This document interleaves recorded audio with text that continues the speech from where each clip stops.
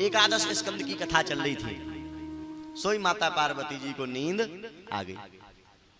अब जो तोता कथा सुन रहा था उस तोते ने विचार किया कि माता जी को तो नींद आ गई और इनने हुंका भरना बंद कर दिया, और अगर हुंका बंद हो जाएगा तो कथा बंद हो जाएगी और हम कथा सुन नहीं पाएंगे। तो उस तोते ने हुंका भरना प्रारंभ कर दिया। और जैसे ही 7 दिन की कथा पूरी हुई और भोले बाबा ने जयकारा लगवाया, और जैसे ही जयकारा लगा सोई पार्वती जी की नींद खुली। पार्वती जी कहने लगी, स्वामी आप बड़ी सुंदर कथा सुना रहे थे, पर जो आपने योग की कथा सुनाई है वहां से हमें नींद आने लगी और मैं सो गई। भोले बाबा कहने लगे, आप जब सो गई तो हुंका किसने भरा?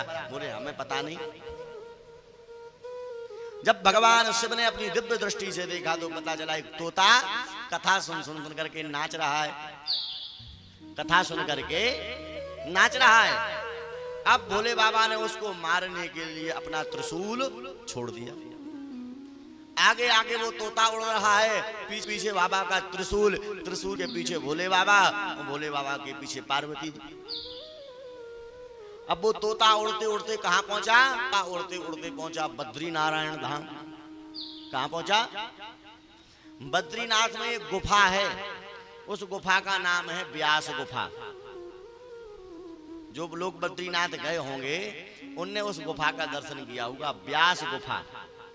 उस गुफा में व्यास जी रहते हैं, वेद व्यास जी, और उसी में उनकी पत्नी रहती है वेद व्यास जी की। उनकी पत्नी का नाम है बिटिका देवी। क्या नाम है? हाँ, और बिटिका देवी के लिए उबासी आई है। उबासी जानते हो? जमाई। नींद आती है तो कई लोग अपना मुंह खोलते हैं। जब उबासी आई, सुबह तोता बिटिका देवी के मुखारविंद से गर्भ में प्रवेश कर गया। इसलिए जब भी उबासी आए तो ऐसा हाथ लगा लेना चाहिए। कोई मच्छर घुस जाए, कोई कीड़ा घुस जाए, हैं?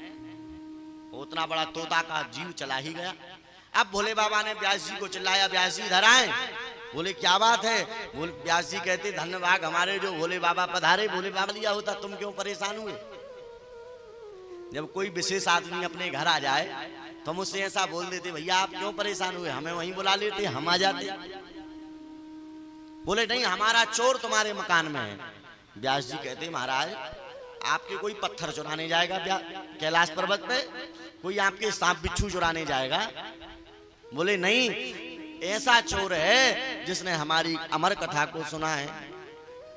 व्यास जी कहते, भोले बाबा आप तो वास्तव में ही भोले वाले भोले बाबा हो। बोले, क्यों? जिसने अमर कथा सुन ली हो वो क्या कभी मरेगा? और उसने कथा ही तो सुनी है, कोई गलत काम थोड़ी किया। तब मुझे दुख इस बात का नहीं कि उसने कथा क्यों सुनी, दुख इस बात का है उसने कथा करके सुनी।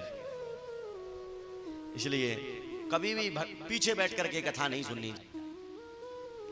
कई लोगों की आदत होती है, परिक्रमा लगाएंगे मंदिर में और भगवान के पीछे खड़े होकर के पता नहीं क्या क्या बोलेंगे। लोगों की आदत होती है। कभी भी परिक्रमा में पीछे प्रणाम नहीं करना चाहिए, यह भी ध्यान रखना। कभी भी अपराध होता है। आप अगर और दीवार से चिपक जाते, अरे भगवान सामने हैं, उनका आंखों से दीदार करो, उनके सामने बोलो, पीछे बोल रहे हो तो भगवान की छाती पर धरका, भगवान की छाती पर धरका वास है और भगवान की पीठ पर अधर्म है। क्या? भगवान के वक्षस्थल पर धर्म का वास है और भगवान की पीठ पर अधर्म का वास है।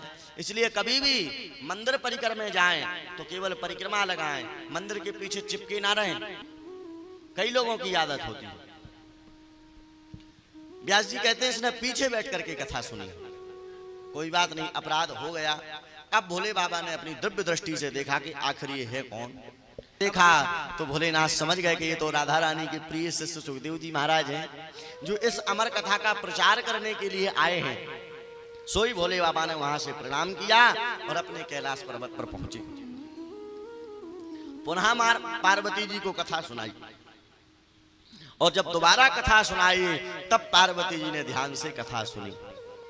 बंधुओं, भगवान की कथा ही एक ऐसी है जिसमें नींद आती है। ये सत्य है।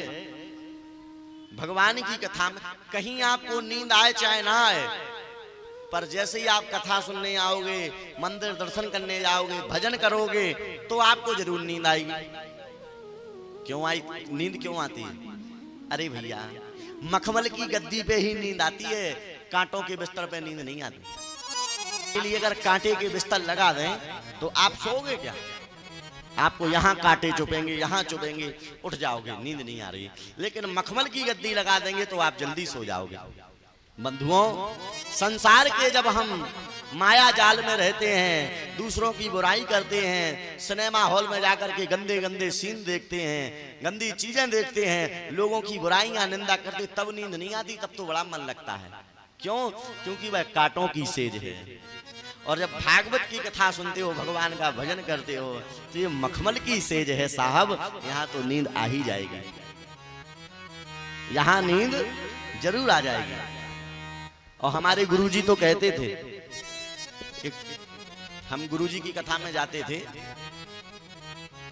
तो एक बार हम गुरुजी की कथा में कलकत्ता गए, छोटे से तो थे ही हम, ये 2009 की बात बता रहे हैं हम आपके लिए। तो गुरुजी ले जाते थे कथा में, परम पूजनीय प्रातः स्मरणीय वैकुंठवासी भागवत भूषण श्री श्रीनाथ शास्त्री जी हमारे गुरुजी का नाम, जिनने केवल 70 वर्ष भागवत की सेवा में लगा दिया। आज संसार में जितने भी वक्ता हैं कथा व्यास, चाहे वो बड़े से बड़ा कथा व्यास हो और चाहे छोटे से छोटा कथा व्यास हो, ऐसा कोई वक्ता होगा जिसने हमारे गुरुजी से अध्ययन नहीं किया हो, चाहे वो कोई भी हो। अध्ययन करने आए हैं। 2015 में हमारे गुरुजी का महाप्रयाण हुआ था, तो गुरुजी की कथा में हम कलकत्ता गए कि हमारी कथा में आप लोग सोने आया करो। क्यों? बोले हम सुंदर सुंदर भागवत के श्लोकों की ली गाएंगे और आप लोग सोना। लेकिन हमें अपने भगवान पर विश्वास है कि भागवत के श्लोकों की लोरी सुनते सुनते एक दिन ऐसे जागोगे कि दोबारा कभी फिर सोने का नाम नहीं लोगे। और बंधुओं, मैंने अपने गुरुजी की कथा में एक विशेषता और देखी। क्या? गुरुजी जब कथा करते थे तो सब मारवाड़ी सेठ आते थे कथा सुनने। गुरुजी की कथा में सारे मारवाड़ी आते थे। अच्छा, मारवाड़ी भले बुद्धिमान होते हैं, बहुत बुद्धिमान, इनके पास धन की कमी तो कोई रहती नहीं है, पर बुद्धि की भी कोई कमी नहीं है। तो ये सारे मारवाड़ी गुरुजी की कथा कराते थे। मैं देखता था कि सारी माताएं आती हैं कथा सुनने, और कोई नारियल लाता था, कोई फल लाता था, और भागवत जी के समक्ष फल रख देते थे, और उस फल पे उनकी पर्ची लिखी रहती थी, नाम लिखा रहता था। और जैसे ही कथा पूरी होती थी तो वो फल उठा ले जाते थे। ऐसा 5-6 दिन तक मैंने देखा। मैंने गुरुजी से कहा, हमने गुरुजी ये माताएं 2-4 माताएं गड़बड़ करती हैं। बोले क्या करती हैं? हमने ये फल लाती हैं और चढ़ाती हैं, फिर उठा ले जाती हैं, उस पर उनकी पर्ची की रहती है। बोले अच्छा। गुरुजी हंसने लगे। और दूसरे दिन गुरुजी ने कथा में कहा कि हमारा कल बच्चा बोल रहा था कि माताएं आती हैं और फल में पर्ची चिपका करके रख के ले जाती हैं, पहले कथा में रखती हैं और जब कथा पूरी होती है तो ले जाती हैं।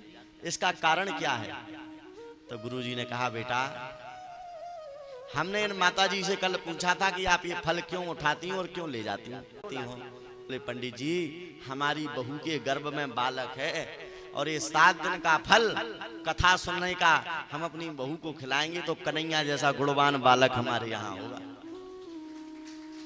गोविंद जैसा बुद्धिमान बालक हमारे यहाँ होगा, इसलिए ये फल हम ले जाते हैं कि हमारी बहू खाएगी 7 दिन बाद। बंधुओं, भागवत की तो महत्वता वास्तव में विशेष है। इसकी महिमा को समझने के लिए प्रेम, भक्ति, इन सब की आवश्यकता है। और बंधुओं, यहां पर वेदव्यास जी के जो पत्नी है जिनका नाम टीका देवी है, उनके गर्भ में सुखदेव जी महाराज 12 वर्ष तक रहे। कितने वर्ष तक? साधारण बच्चा मां के गर्भ में 9 महीने तक रहता है, लेकिन सुखदेव जी 12 वर्ष तक रहे। ध्यान दें, संसार में सबसे बड़ा अगर नरक कोई है तो वो क्या है? स्त्री का गर्भ। हमारे यहाँ 28 प्रकार के नरक बताए हैं। उन नरकों में अगर सबसे बड़ा कोई नरक है